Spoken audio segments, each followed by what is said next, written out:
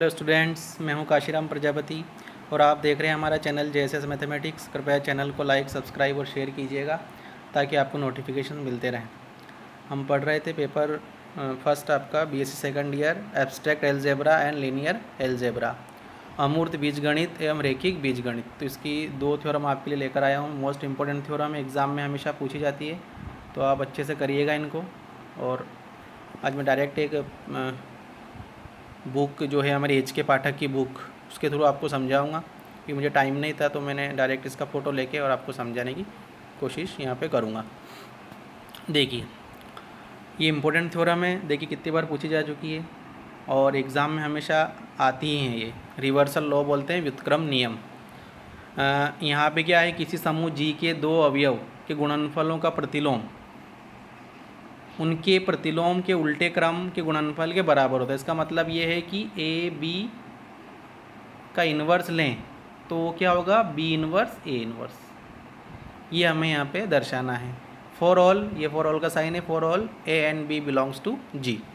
अब यहाँ पे थोड़ा हमें समझना है कि जो प्रतिलोम नियम है वो क्या होता है। मैंने आपको बताया था कि ग्रुप में 4 नियम होते हैं: संवरक, साहचर्य, तत्समक और प्रतिलोम, closure, associative, identity and inverse. तो इन्वर्स जो एक्सियम है या प्रतिलोम अभिग्रहित है वो क्या होता है वो हम समझते। देखो, अगर हमारे पास योग की संक्रिया है, मतलब एडिशन है ना, योग की संक्रिया, तो हम क्या करते हैं यहाँ पर कि कोई एलिमेंट लिया हमने ए किसी सेट में, है ना, जिसे हमें ग्रुप बताना है, और उसका हमने मान लो प्लस संक्रिया है, तो प्लस संक्रिया उसका जो प्लस के सापेक्ष ए का प्रतिलोम क्या होता है, माइनस ए होता है।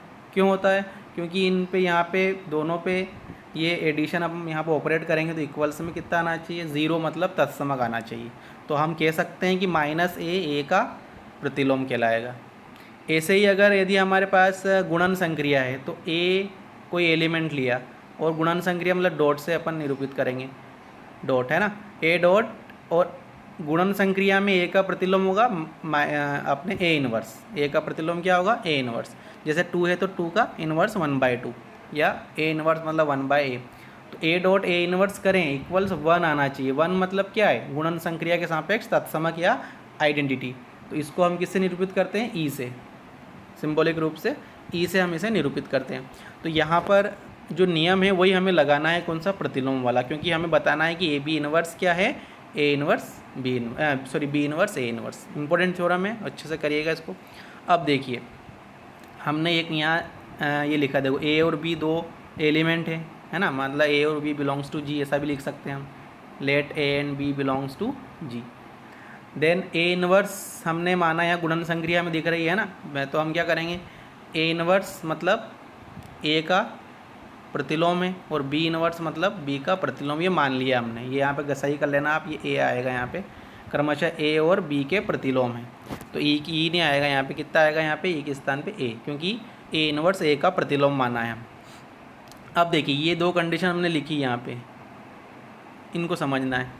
अभी बताया मैंने कि ए डॉट ए इन्वर्स लिखें, ए डॉट ए इन्वर्स है ना, इक्वल कितना होगा, ई मतलब तत्समक, और ए या ए इन्वर्स डॉट ए लिखें, इक्वल भी कितना आएगा, ई।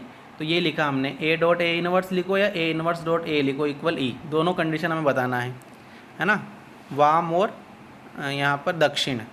अब देखिए, ऐसे ही लेफ्ट राइट वाली है ना, अब बी इन्वर्स बी इक्वल या बी बी इन्वर्स इक्वल कितना होगा, ई। ये मतलब मान लो कि बी कोई एलिमेंट है, उसका प्रतिलोम बी इन्वर्स कब होगा, जब इक्वल में 1 मतलब तत्समक आ जाए, या बी इन्वर्स पहले लिख लो और बी बाद में लिखो, तब भी क्या होगा, ई आएगा। तो ये कंडीशन हमने किससे लिखी, प्रतिलोम अभिग्रहित से। तो इसका मतलब अभी हम बताना यहाँ पे क्या, ए बी का इन्वर्स इक्वल क्या बताना है, बी इन्वर्स ए इन्वर्स। तो ये कब होगा, जब हम देखो यहाँ पे हम क्या कर लें, A B into A B को एलिमेंट लिया है ना, और जो हमें बताना है B inverse A inverse, equal हमारे पास कितना आ जाए, ई आ जाए, या फिर B inverse A inverse into A B equal भी कितना, ई आ जाए। तो यहाँ पे अगर ऐसा होता है तो हम इस कंडीशन को लेके या इस कंडीशन को लेके दोनों से क्या लिख सकते हैं। देखिए यहाँ पर जैसे ए बी और B inverse A inverse equal E मतलब 1 है यहाँ, क्योंकि यहाँ पे गुणन संक्रिया दिख रही है हमें। अब देखो ये इसका होगा तो ये नीचे आएगा तो क्या हो जाएगा, ए बी का इन्वर्स, और ए बी का इन्वर्स इक्वल कितना, बी इन्वर्स ए इन्वर्स, ये हमें दर्शाना है। तो दोनों कंडीशन को हमें लेके चलना है, दोनों को इक्वल ई बताना है, तब जाके हम कह सकते हैं कि ए बी का inverse equal B inverse A inverse, ये हमें बताना है। ए बी का inverse equal B inverse A inverse. देखिए यहाँ पर सबसे पहले तो हमने ये ली ए बी अभी बताया मैंने, और बी इन्वर्स ए इन्वर्स, है ना, इक्वल्स। अब देखो यहाँ पर जो ए है उसको बाहर ले लिया हमने, अंदर क्या कर लिया, B into B inverse A inverse, ये अंदर लिख लिया। अब देखिए ए और यहाँ बी इन्वर्स साथ में लिख दिया, और ए इन्वर्स। हम जानते हैं कि B into B inverse equal कितना ई है, ये वाला बी इन्वर्स इक्वल कितना ई, प्रतिलोम अभिग्रह से, है ना। और ये नियम सारे लिखना है, साहचर्य नियम लगाया, फिर यहाँ पे साहचर्य एसोसिएटिव नियम, और फिर यहाँ पे बी इन्वर्स ई मतलब कौन सा लगाया, प्रतिलोम। फिर हम जानते हैं कि ए डॉट ए इन्वर्स, क्योंकि ई का मान कितना है 1 है, तो उसको छोड़ देंगे, तो ए डॉट ए इन्वर्स, और ए डॉट ए इन्वर्स ही कितना है ई, ए डॉट ए इन्वर्स कितना ई।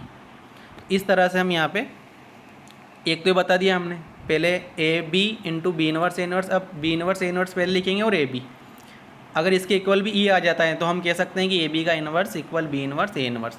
अब देखो यहाँ पर बी इन्वर्स बाहर साहचर्य नियम लगाएंगे, दूसरा नियम है ना ग्रुप का।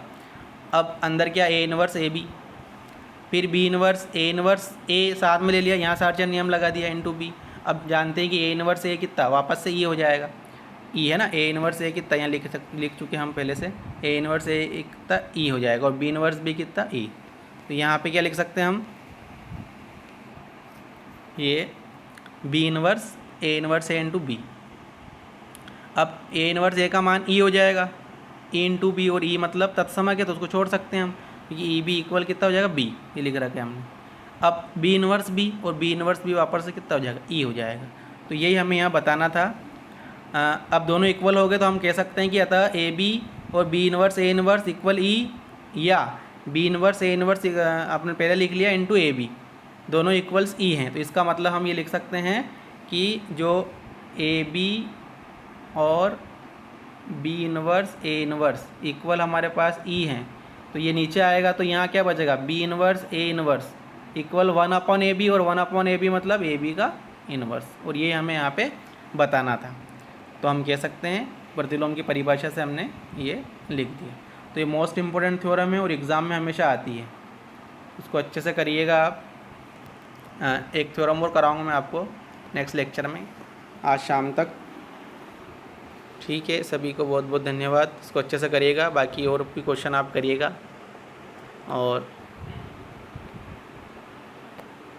ठीक है, थैंक यू।